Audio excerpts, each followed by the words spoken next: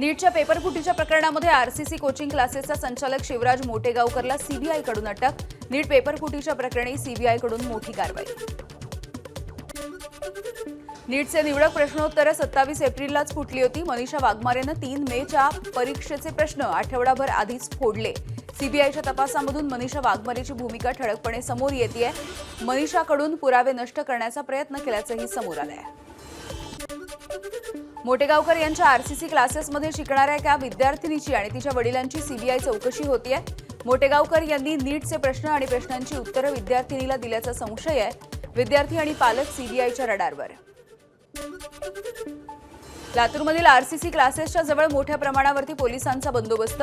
काल दुपारी लातूरमध्ये वेगवेगळ्या ठिकाणी सीबीआयने कारवाई केली आहे। अनेक कागदपत्र, संगणक आणि मोबाईल फोन देखील ताब्यात।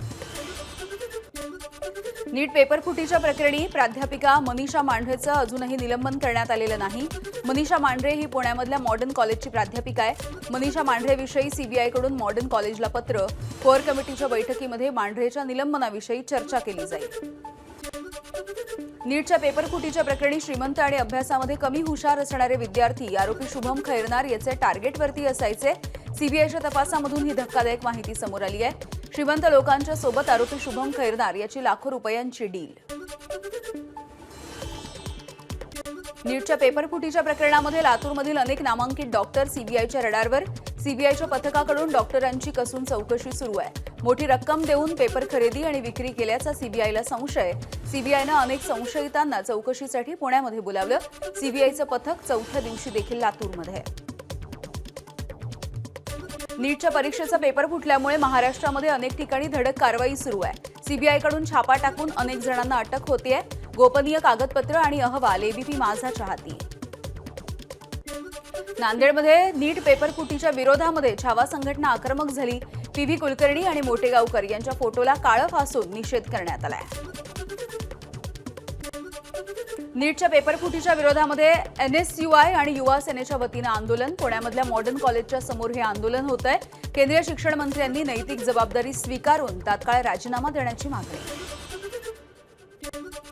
अटकेपूर्वी खरातचा परदेशामध्ये पलायन करण्याचा कट होता अशी माहिती सूत्रांनी दिली आहे।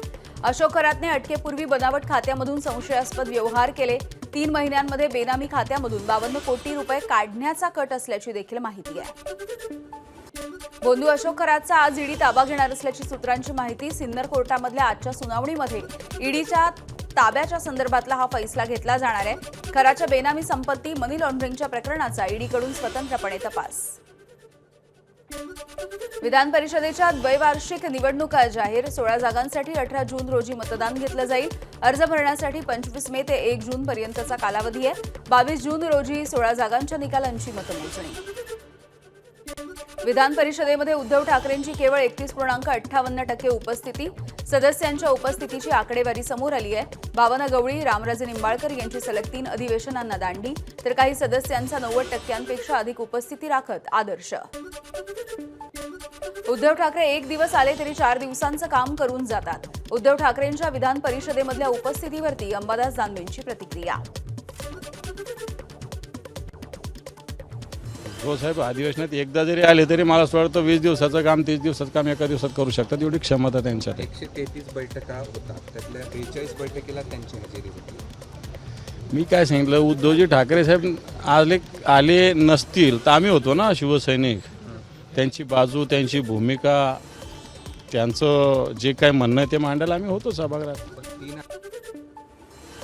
उद्धव ठाकरेंच्या सभागृहामधल्या उपस्थितीची आकडेवारी थक्क करणारी। असे प्रतिनिधी जनता कसे काय स्वीकारणार? मीच राजा आणि सगळ्यांनी म्हणा मला महाराजा, असे फार दिवस चालत नाहीत। भाजपचे प्रवक्ते केशव उपाध्यायांची टीका। प्रकृती ठीक नसल्यामुळे विधान परिषदेच्या अधिवेशनामध्ये उपस्थित राहू शकलेलो नाही। सलग 3 अधिवेशनांना पूर्ण दांडी असल्याचं आकडेवारीमधून समोर आल्याच्या नंतर राष्ट्रवादी काँग्रेसचे रामराजे नाईक निंबाळकर यांची प्रतिक्रिया। पायाला झालेल्या दुखापतीमुळे अधिवेशनासाठी अनुपस्थित। शिवसेनेच्या भावना गवळी यांची प्रतिक्रिया।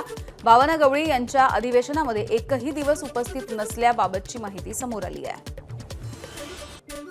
मुंबई गोवा महामार्गाचं काम पूर्ण झाल्याशिवाय टोल वसूल करणं हे चुकीचं आहे। रोजगार हमी आणि फलोत्पादन मंत्री भरत गोगावले यांची मागणी। रस्त्याचं काम 100% पूर्ण झाल्याशिवाय टोल आकारणी करू नये हे शासनाचं धोरण असल्याचं देखील त्यांनी वक्तव्य केलंय। काम पूर्ण झाल्याशिवाय टोल नाका सुरू होऊ नये असं आमचं शासनाचं धोरण आहे. परंतु कसं काय झालं काय नाही हे अजून आम्हाला माहिती नाही. मी त्याची माहिती घेतो, कारण कामं पूर्ण झाली नंतरच टोल नाके सुरू व्हावेत ही जनतेची मागणी आहे आणि त्याप्रमाणे करावं असं आम्हाला वाटतंय. मुंबई महानगरपालिकेमध्ये पुन्हा एकदा बदली घोटाळा सुरू आहे. भाजपचे आमदार मिहिर कोटेचा यांचा आरोप आहे. नव्या बदली यादीमधील 55 अधिकाऱ्यांना पूर्वीच्या यादीमधील पदस्थानं देण्याचा प्रयत्न सुरू असल्याचा देखील दावा.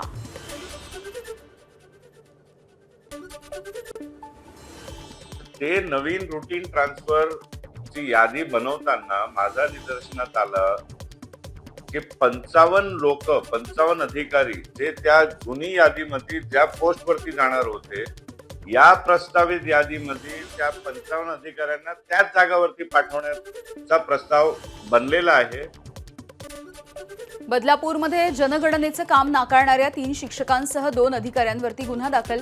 आदेश देऊनही कर्तव्यावरती हजर न राहिल्यामुळे कारवाई. नाशिकमध्ये खासदार श्रीकांत शिंदे यांच्या उपस्थितीमध्ये बैठक. मंत्री उदय सामंत, गुलाबराव पाटील, दादा भुसे यांची बैठकीसाठी उपस्थिती. देवळाली आणि इगतपुरी विधानसभा मतदारसंघांचा बैठकीमध्ये आढावा. 31 मे पर्यंत एसटीची भाडेवाढ करण्यात आलेली नाहीये. 12 दिवसांमध्ये केंद्र आणि राज्य सरकार नेमका काय निर्णय घेणार हे बघितलं जाईल. परिवहन मंत्री प्रताप सरनाईक यांची माहिती. भाडेवाढीचा निर्णय पुढच्या महिन्यामध्ये घेतला जाणार असल्याची देखील माहिती आहे. बीडच्या गेवराईमध्ये एका महाराजांना झालेल्या मारहाणीच्या प्रकरणी उपमुख्यमंत्री एकनाथ शिंदे यांच्याकडून कारवाईचं आश्वासन. एकनाथ शिंदे यांच्याकडून व्हिडिओ कॉलच्या माध्यमातून मारहाण झालेल्या कैलास महाराज आनंदे यांच्यासोबत संवाद साधून तब्येतीची विचारपूस करण्यात आली. नागपूरमधल्या संघ मुख्यालयापासून 1.5 किलोमीटरच्या अंतरावरती कोठी रोड परिसरामध्ये गोळीबाराची घटना. रात्री 11:30-12च्या सुमारास हा गोळीबार झालाय. 3 दुचाकींवरती आलेल्या 6 जणांनी 2 वेळा गोळीबार केला. रवी मोहतो गंगा काकडे यांनी गोळीबार केल्याची माहिती आहे. वर्चस्व दहशत पसरवण्यासाठी हा गोळीबार करण्यात आल्याचा अंदाज आहे.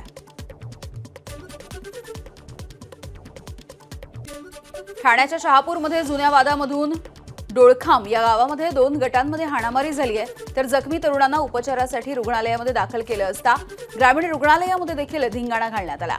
या प्रकरणी 10 जणांना ताब्यात घेण्यात आलंय. 14 ते 15 लोक फरार आहेत. भंडाऱ्यामध्ये देशी कट्टा आणि जिवंत काडतुसासोबत एकाला अटक झाली आहे. आरोपीवरती वेगवेगळ्या पोलीस ठाण्यामध्ये अट्टल गुन्ह्यांची नोंद आहे. पुण्यामध्ये रिक्षामधून गांजा विक्री करणाऱ्या चारुदत्त चव्हाणवरती कारवाई. 35 किलो गांजासह रिक्षा ही जप्त. गेल्या 25 वर्षांपासून आरोपी गांजा विक्री करत असल्याचं रॅकेट सध्या समोर येत आहे. गडचिरोलीमध्ये बनावट नोटांच्या रॅकेटचा पर्दाफाश. उच्च शिक्षित सख्या भावांसह 14 जणांना अटक झाली. नागपूरमधल्या एका फ्लॅटमध्ये ही बनावट नोटांची मिनी प्रिंटिंग प्रेस सुरू होती.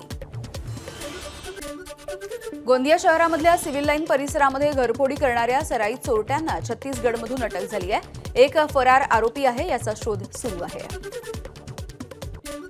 पिंपरी चिंचवड शहरामधल्या निगडी परिसरामध्ये खासगी लक्झरी बस चालकाचा प्रवाशांच्या जीवाशी खेळ. एका बाजूला बस झुकलेली असताना देखील मुजोर बस चालकाने तशीच वाहतूक केल्याचा व्हिडिओ समोर आलाय.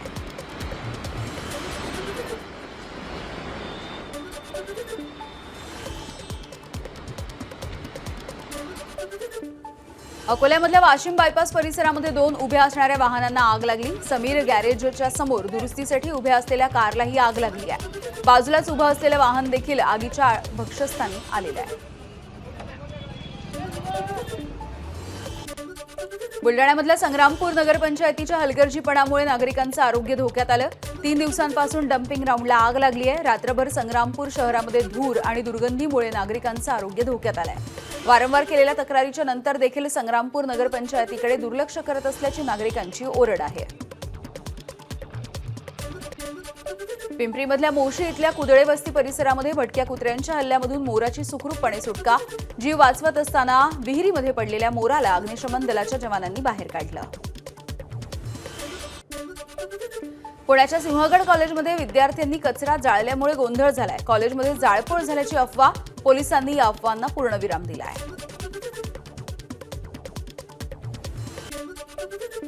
परभणीच्या मानवतमध्ये पुन्हा एकदा गॅससाठी मोठी रांग लागली. भर उन्हामध्ये सिलेंडर घेऊन लोकांची रांग. गॅस एजन्सी धारकाकडून सुरळीतपणे गॅस पुरवठा होत नसल्यामुळे नागरिक हैराण झाले आहेत. वाशिम जिल्ह्यामध्ये अनेक ठिकाणी पेट्रोल पंपावरती डिझेल मिळवण्यासाठी वाहनधारकांची मोठी गैरसोय होत असल्याचं चित्र आहे.